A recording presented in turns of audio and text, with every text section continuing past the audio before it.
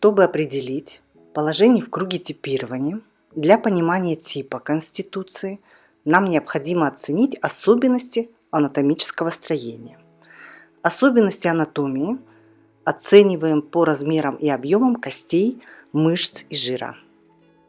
Для начала мы должны научиться давать оценку костным размерам. Сначала оцениваем общие размеры лица, что просто сделать. Крупное, среднее и мелкое определить сможет каждый. По этой характеристике делаем первичный поиск положения в круге типирования.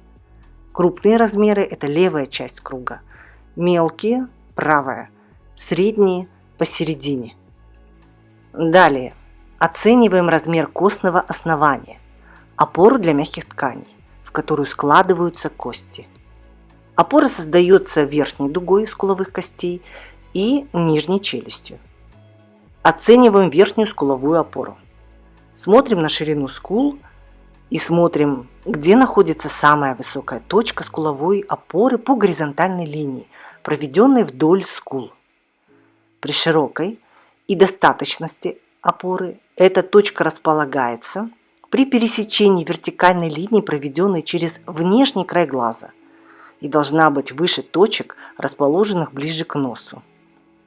Если эта точка ниже, то опора не широкая и недостаточная.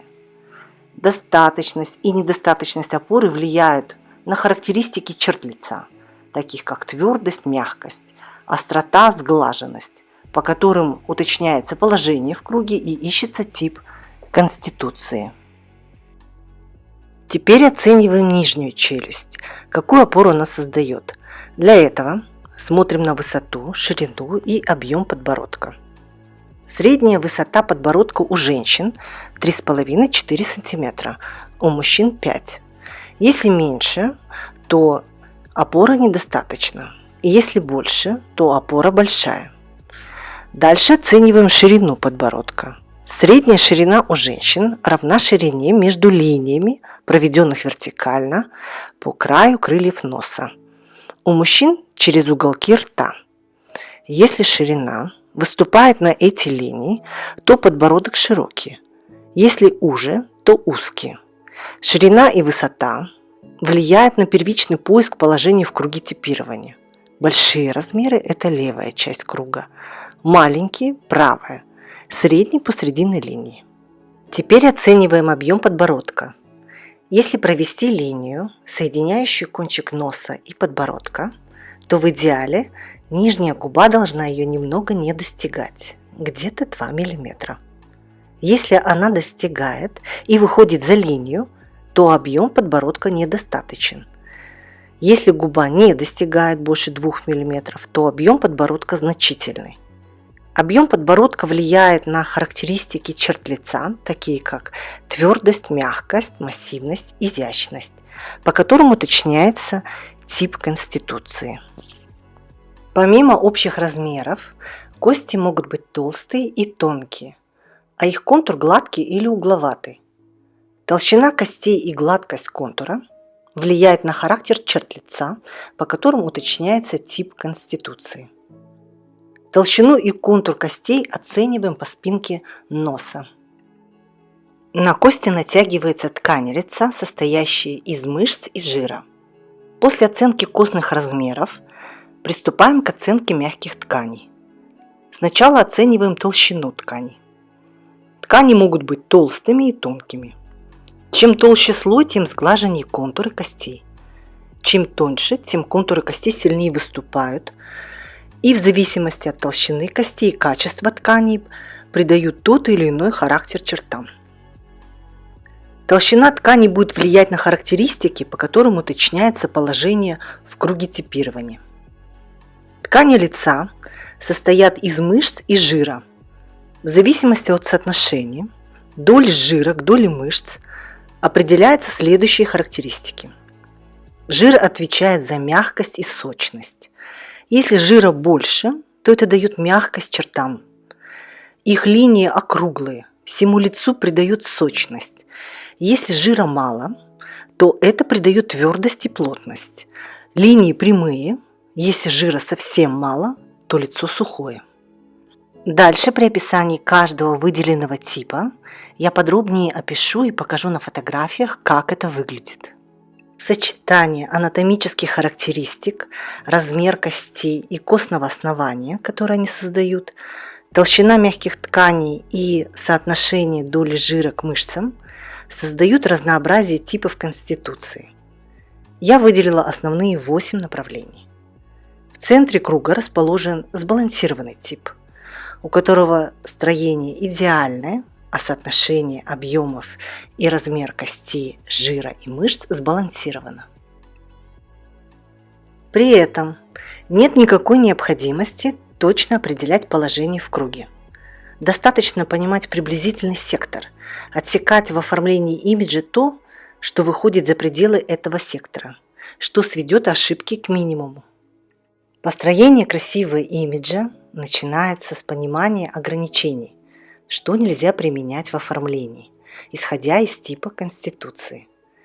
Отсутствие ошибок в оформлении сразу поднимут привлекательность. Положительный результат включит мотивацию и удовольствие в работе с имиджем, повысит чувствительность к интуитивному ощущению красоты, что поможет лучшему пониманию, что украшает внешность. Чувство гармонии, баланса нарабатываются как любой другой навык. Поэтому на начальном этапе построения имиджа важнее выучить ограничения типа конституции, что нельзя. Это важнее, чем то, что можно. Чем сильнее выражены параметры анатомической составляющей типа, тем дальше тип от сбалансированного строения, тем дальше его положение от центра в круге, тем сильнее работают правила ограничения типа конституции. Освоив навык не нарушать правила, освоить оформление имиджа в рамках дозволенного значительно проще. В помощь советы стилистов. А также можно взять на вооружение подбор звездного прообраза и заимствовать манеры и удачные решения в оформлении имиджа, схожие по типу конституции звезды, у которой больше возможностей и предоставлены услуги лучших специалистов в построении имиджа. Заимствование или подражание – это обычная распространенная практика обучения человека. С малых лет человек социализируется, подражая, имитируя наблюдаемые модели поведения и образов. Есть такая история. Ким Кардашьян на заре карьеры, когда только оформляла свой имидж, испытывала трудности, так как внешность ее была на тот момент нетипична по текущим канонам красоты. Схожих по внешности и особенности строения звезд было мало, и она училась у Сальмы Хайек, копируя ее приемы. Сейчас весь мир копирует и покупает то, что носит Ким.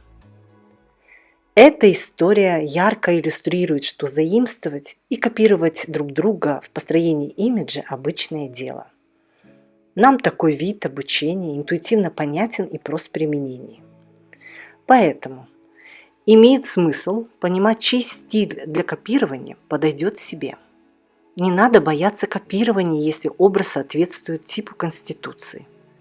Даже прямое подражание не даст стопроцентной копии, так как он трансформируется через вашу персону. Гротескным копирование образа делает только, если он не подходит вашему типу конституции. Осталось теперь разобраться, как определять тип конституции и как работать с ним. Для начала определяем положение в круге слева, справа или посередине, между правой и левой половиной. Потом определяем положение сверху, снизу или также по линии, проходящей между этими половинками. И далее уточняем подходящий сектор. Левая половина круга – это крупные костно-мышечные размеры. Правая половина – мелкие костно-мышечные размеры. Средние размеры – это положение по линии между этими половинами. Напоминаю, как проводить оценку. Смотрим на общие размеры лица, оцениваем скуловую дугу, ширину, высоту и объем подбородка. Смотрим на размеры и форму носа. Теперь определяем подходящий сектор. Выбор верхней или нижней половины круга зависит от соотношения жира к мышцам. Если жира больше, то ткани более мягкие – это нижние сектора. Если мышц больше, чем жира, то ткани более плотные, твердые или сухие – это верхние сектора.